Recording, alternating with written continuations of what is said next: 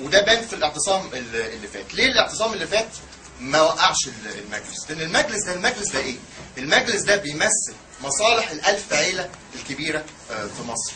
بيمثل هو نفسه مباشره اكثر من 20% من الاقتصاد المصري. بيمثل مصالح البنتاجون واسرائيل في مصر. بيمثل مصالح السعوديه في مصر.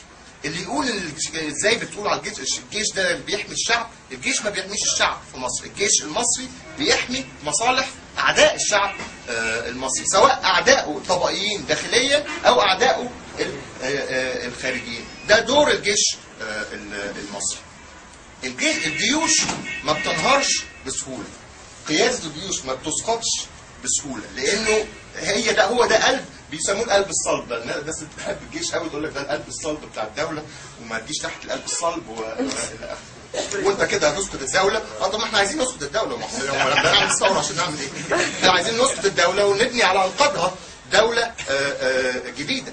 مش ممكن اسقاط الدوله دي بدون اسقاط المؤسسه العسكريه، ومش ممكن اسقاط المؤسسه العسكريه بدون انقسام داخل الجيش، بدون تنظيم داخل الجيش، بدون كسب الجنود وصغار الضباط لمشروع الثوره، بدون ما يبتدي يبقى عندنا نوع جديد من المظاهرات، نوع جديد من الاعتصامات بيشارك فيه الجنود، بيشارك فيه الضباط.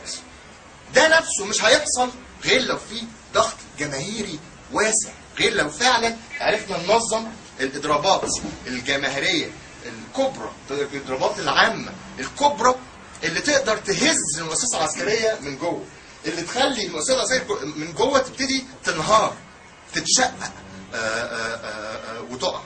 الاعتصامات الميادين لوحدها مش كافيه لده. مش بس كده، مش بس احنا محتاجين اضراب عام، احنا محتاجين نكسب كل القطاعات المضطهده للاضراب العام ده.